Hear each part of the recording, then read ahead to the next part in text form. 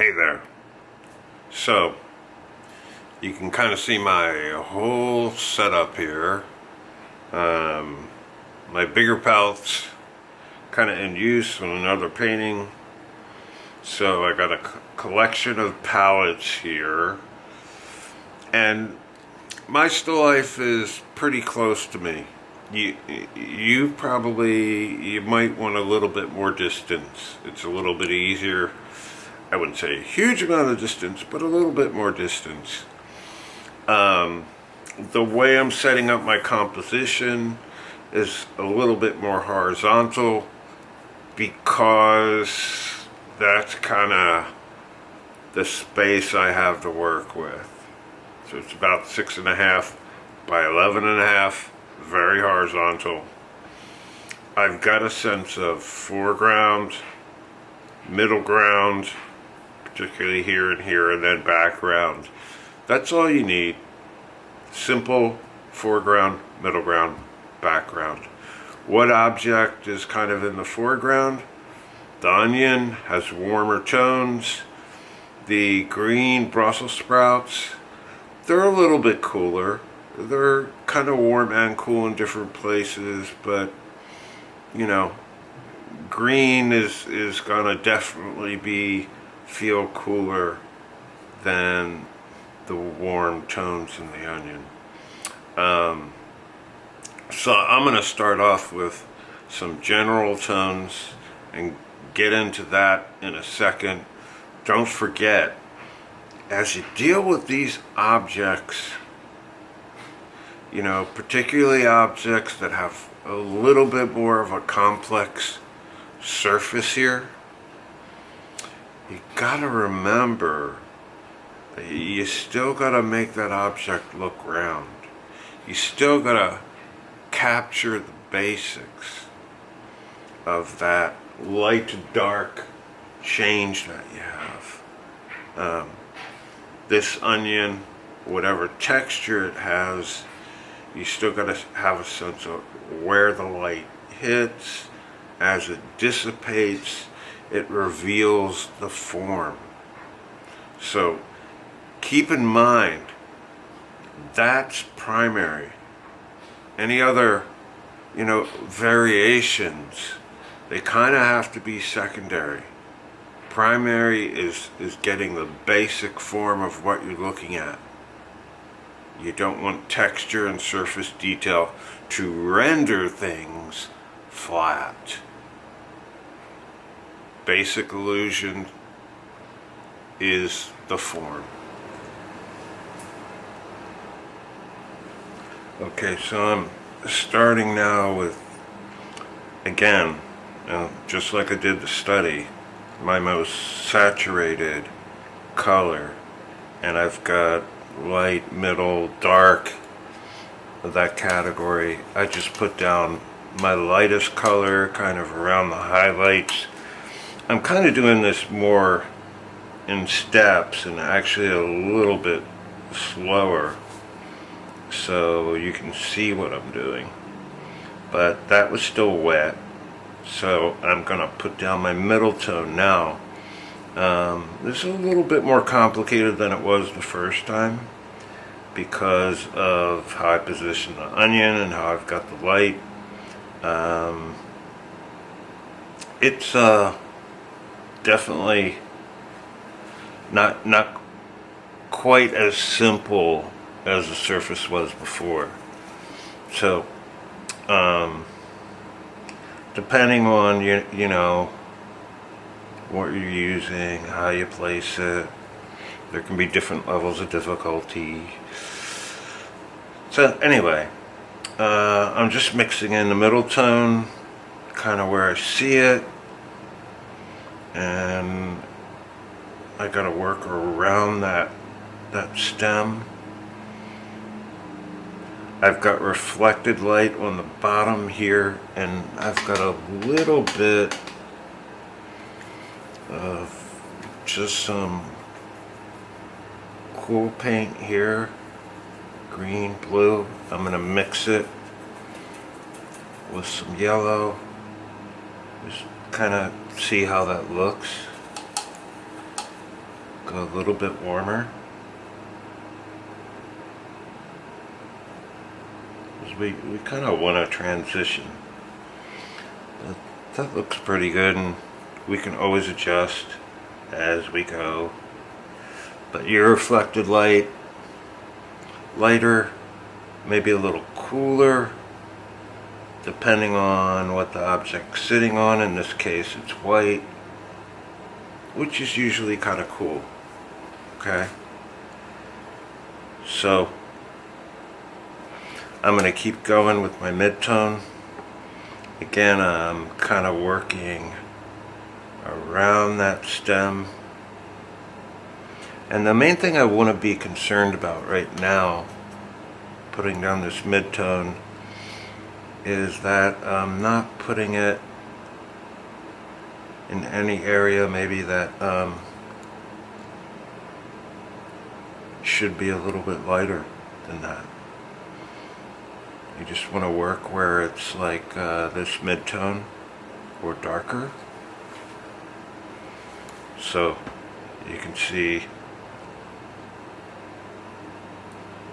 my midtone kind of wraps around this way, because I've got, to show the roundness of the object, which you can't forget about, It's still the most basic thing about the object, no matter how much texture or whatever you've got on the surface. So to show that the way the light is, I've got kind of a light to dark thing happening, just about on half of this. And you got reflected light, which gets in the way in one part. We've got the stem that kind of gets in the way in another part. We've got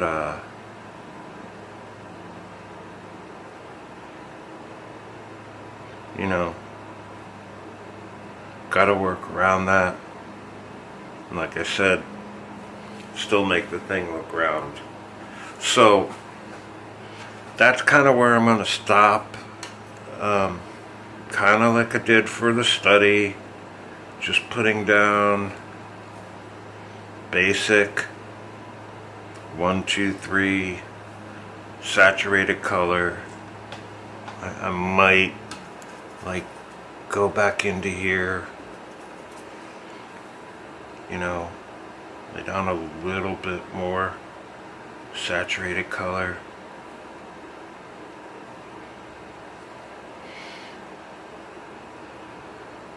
Same thing here. You can always, if you're worried about hard edges, take a wet brush, just wet. You can just drop some paint on there, or you can go in with a wet brush and just drag a little bit of paint out, softening the edge. And we'll be dealing with that, kind of as we fill in the texture as well.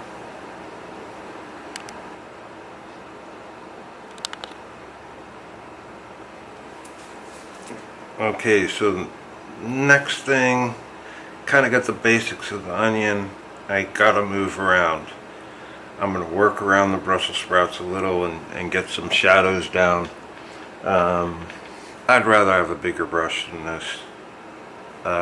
This is the best brush kinda that I have right now for this. But ideally, working this size and all, I would probably prefer something just a little bit larger. So, I'm going to work around the edges first. And when you're doing something this large, you want to keep your edges moving. In other words, we want to keep it kind of as wet as we can. And let's, keep it moving. The other thing about those edges is you can tackle them as you go, or you can get them later. If you're quick enough and you want to get them as you go, just take a wet brush, drag some of that paint out, keep those edges soft. Let me go back in, get some more paint. Okay, wet brush.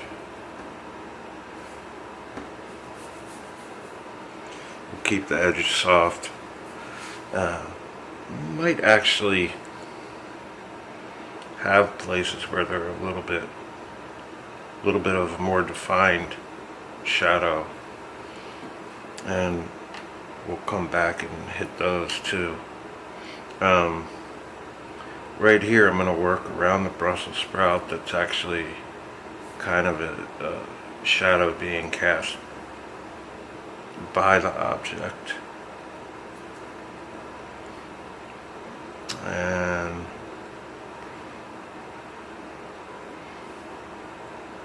again, I'm gonna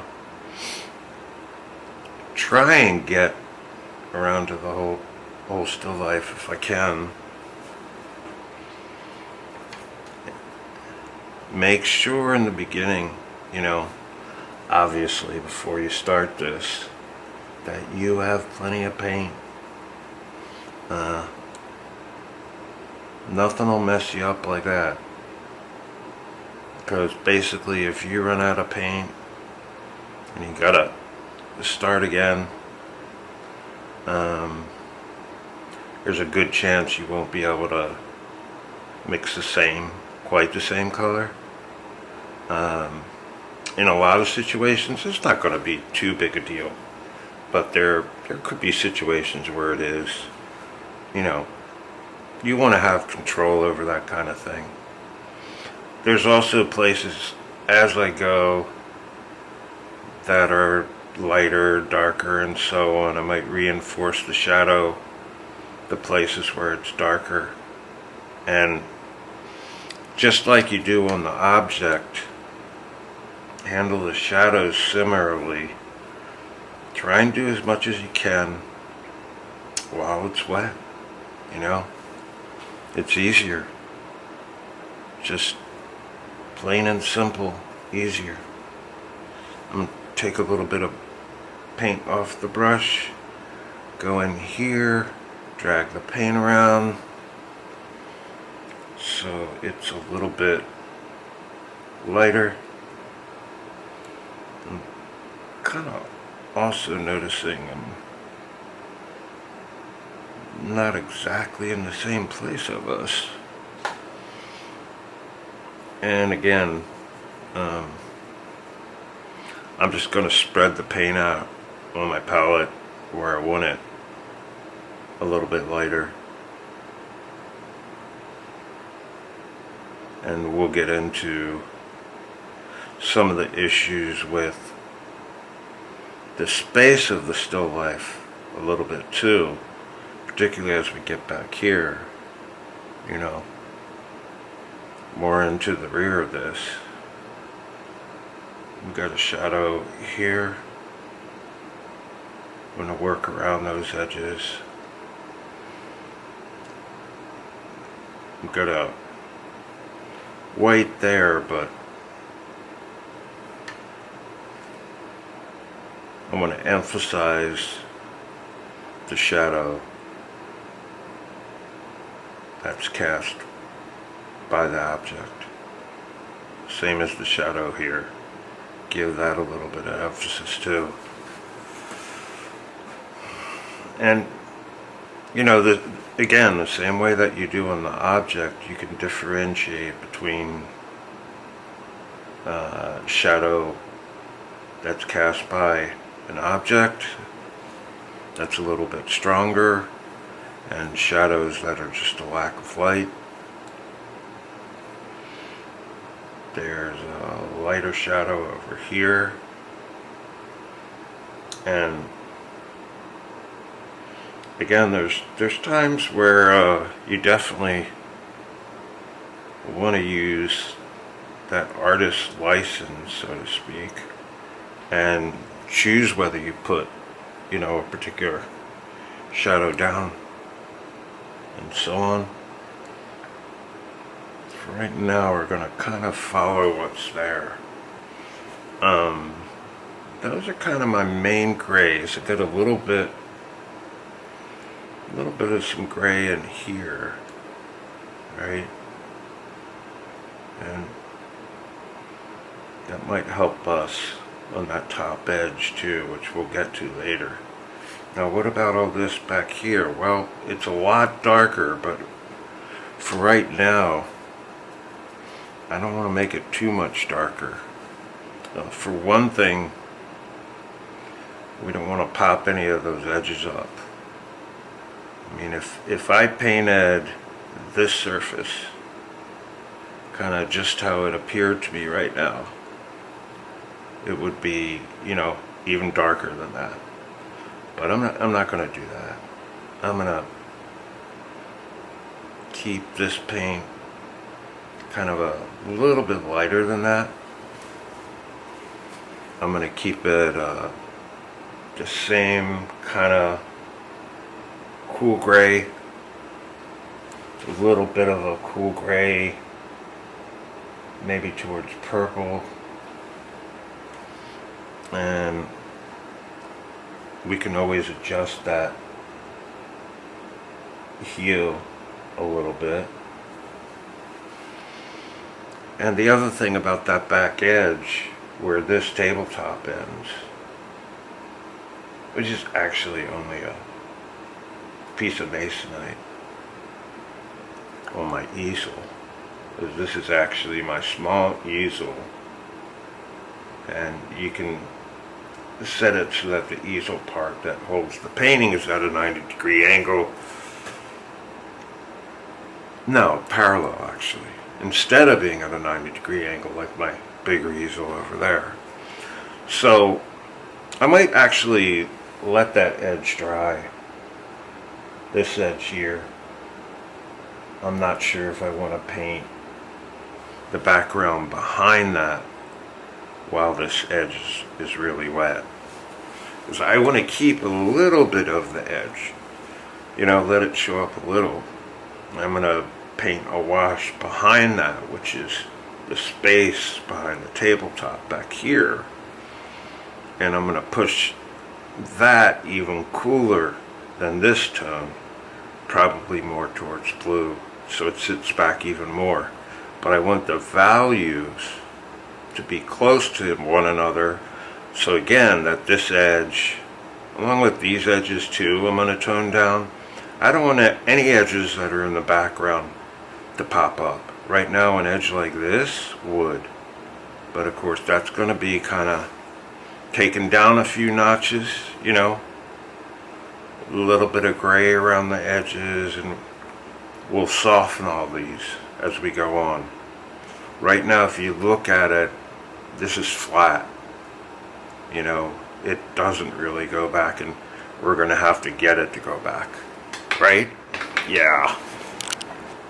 I zoomed in a little bit just so we can take an edge, and let's soften a couple of edges. I already did that here. Just take something kind of in between those two, or even take this gray, this lighter gray, go over that edge again. And that's really as simple as it is. Now you can pretty much knock any edge down that way. Again, that's what I did here. If you want to,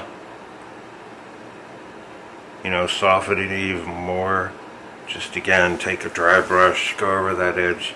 Look at that now. You can't even really see it. Well, I'm doing the wash back here right now, and you'll notice I'm not holding the paper normally, because it really doesn't matter. It's a negative space, and what I'm doing right now is just filling space, trying to keep it wet, work around these edges. And again, it's not a coincidence that this color is a little bluer in that sense. It doesn't really have much warm to it at all. And that blue right in front of it is more of a blue violet. Does have a little bit of warm in it. So, I mean, if you're just going by color, this is naturally going to feel a little bit more forward than the other. You know, to kind of keep this edge down back here, we might even go over some spots, drop a little bit of paint in, just to kind of de-emphasize that edge in places. And you know, this is a space you can even play around in, see what happens when you drop a little bit more paint on.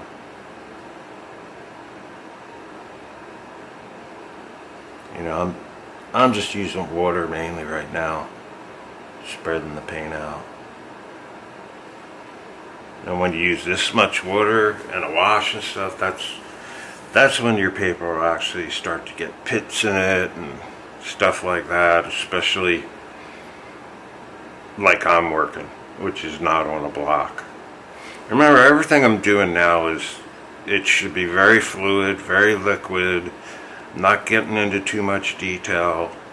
We're trying to move around as much as we can. Keep that in mind. Alright, so here's my beginning. I've softened all those edges. Look at the edges on that back edge. They're all soft. You wouldn't know any of them are there. I'm also being conscious of saturation as much as I can get out of that onion. And then, you know, there's a good bit of saturation here, but as I go back to this object, which is the furthest back, I'm not going to saturate any of that color as much because I want it to sit back. Saturated colors will come forward more. We want this to sit back a little bit, define our middle to background space. Okay, so here you'll notice I did a little bit more work on the Brussels sprout. This is going to have a lot more saturation than the one in the rear. I don't have too many highlights, a little bit in here, but I still have to reinforce kind of that this object is round. So you'll see I'm kind of focusing on this area to keep it light, you know, through the middle here, and particularly here, and then darken it, you know, as we go around, and all the edges will kind of push back, put more darks in around here. I'm not going to use the same greens that I use here. Everything's going to be a little bit duller, so that just sits back a little bit more. But we're going to move around and again, kind of develop everything as a whole.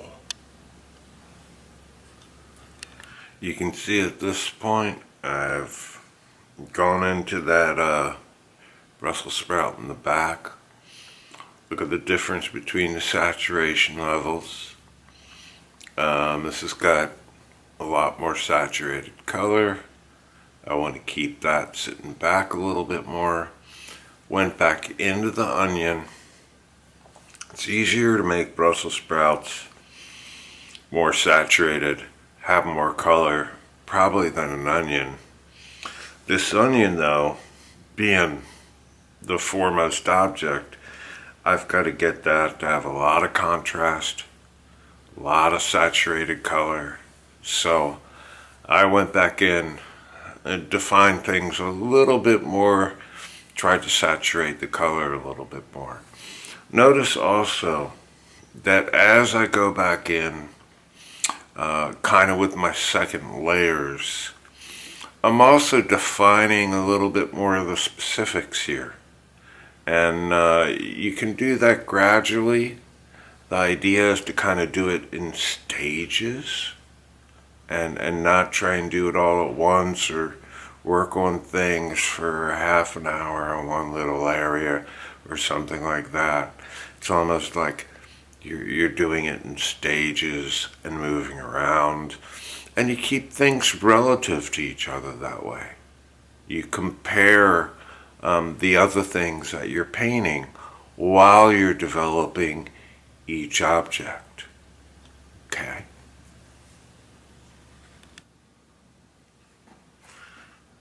Now I've done a little bit more work.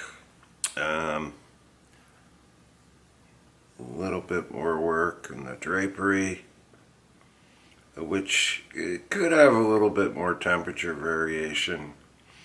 I think overall, I can tell when I'm painting a little tight and could have pushed things more. And, you know,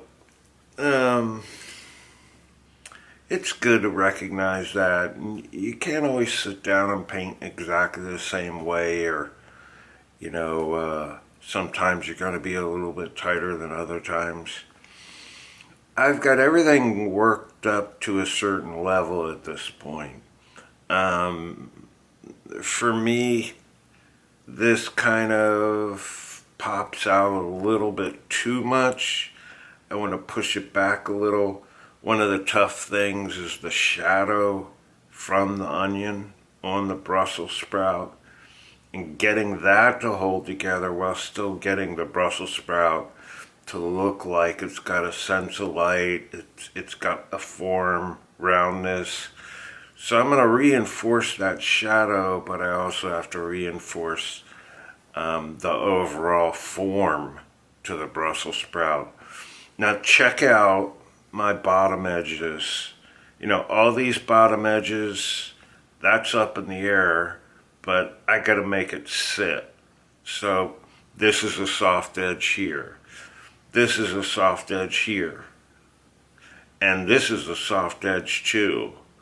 That's one of the things that I did, kind of going back in and surveying all my edges. Edges are important. Same thing on the top, your edges are important. We've talked about this before, but I still have to go back into the onion. You don't want too much of your edge reading too hard. It reinforces shape, two-dimensionality. So I'm probably going to soften a lot of that edge up. Maybe the same thing to some extent here, but it's less of an issue. We've got a lot of soft edge all around here, and the same thing here. This really kind of doesn't have too many hard edges. Again, it sits back. Look at the difference in contrast between this and this. That's a big thing. This definitely feels like it's back a little bit. Now what do I have to do here? I got to get this to pop more. Granted, the color is strong, but what I'm going to do now is go back in, give this a sense of detail.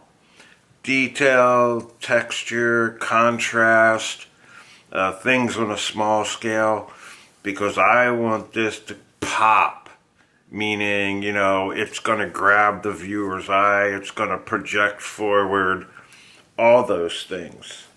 And in relation to this object, which right now kind of comes forward at least as much as the onion, maybe more, I want there to be a hierarchy. Like 1, 2, 3. Hierarchy is kind of the order of things. This is first, second, third, And to a certain extent, how much detail, contrast, all those things go along with that. So think about the space in relation to that. I'm trying to do little things to get the foreground to come forward. One of those things is like emphasizing the edge and a little bit of detail maybe in the foreground, the kind of detail that I'm not going to do as I go further back into here. So think about all those things in terms of developing, having a sense of your overall space. Detail is one of them. So push your detail in what's closer to the viewer. Let the detail go where you're further away. Okay? And pay attention to those edges. That's one of the things back here. I want all those edges to feel like they're going back. That nothing pops up too much. Same thing here. This maybe even pops up a little bit too much, but again, those edges are a big deal overall. Pay attention to them, all right? So the one thing that's a little bit different in terms of what we're dealing with is the texture. And you kind of seen me handle that here and handle these objects a little bit differently. The onion, which is still kind of, pretty basic at the core. It's almost like painting a brown orange or something like that. I mean, and you can paint it that way to a great extent. Just paint it very simply and kind of add a lot of the detail in later steps. And a lot of the detail I'll add it at this point when I'm kind of done with a lot of everything else, and we'll use a pretty dark and start to put in some of the texture. Again, I'm not going to overdo it, and I'm going to look for it in the transition areas, like here where we go from shadow to mid-tone. And just, it's basically like changing the edge of the shadow by adding a little bit of detail to it. And it starts to explain the surface a little bit more as you do that. There's certainly a lot of different ways that you can do this. And the way that I'm doing it is one variation. There's certainly, as they say, a lot of ways to skin a cat, which I never really understood at all, because who is exactly skinning cats? I mean, that's a really awful thing to do. Who came up with that saying? I mean, where does that even come from? What the, wow, yeah, man. So, and there's some places where I've already pulled out a little, and I'm just going to reinforce that. And again, in the transition areas, pick up on a little bit of that. If some of those lines feel like they're floating a little by themselves, you can soften them, blend them into the shadow a little bit more, right? Hopefully you kind of get the idea that you want to pick up one texture, but kind of look for the places where it's strongest, grab onto it there.